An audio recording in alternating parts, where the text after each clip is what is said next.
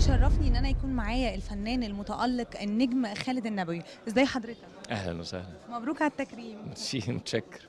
مبروك على التألق في مسلسل مريم في رمضان السنة دي. عايزين بقى حضرتك تقول لنا المجهود الجبار اللي باين في مسلسل مريم السنة دي واللي حضرتك بتتكرم عليه دلوقتي.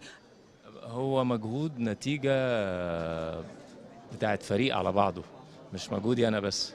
مجهود بدءا من العمال في كل الأقسام، مجهود إدارة الإنتاج، مجهود المنتجين الأستاذ عاطف كامل الأستاذ زكي عبد الحميد، مجهود المؤلف اللي كتب الشخصية دي والشخصيات التانية الأستاذ أيمن سلامة، مجهود الأستاذ محمد علي المخرج، مجهود الأستاذ نزار شاكر مدير التصوير، مجهود زملاء الممثلين اللي هم كانوا سبب رئيسي في انه شخصية نديم فخري تطلع كده، من اول هيفاء وهبي لحد اصغر دور.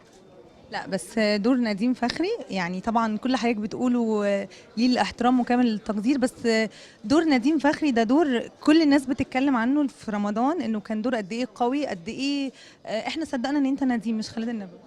طب كويس، هو ده المطلوب. هو ده اللي احنا بنتكلم انه كان مجهود حضرتك في التقمص داخل شخصية نديم كان قوي جدا بصراحة. قعدت عملت ايه بقى؟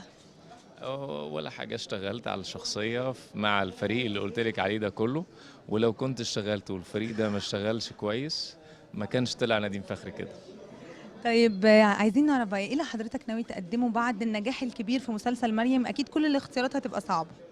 هي دايما الاختيارات صعبة، وأول ما أختار حاجة هبتدي أصورها، وأول ما ابتدي أصورها هتعرفي.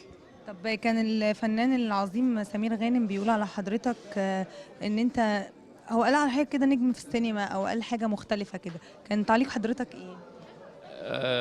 سمير غانم نجم كبير جدا، وأنا أقدر فنه جدا، وأي شهادة تيجي منه بالتأكيد حاجة مهمة.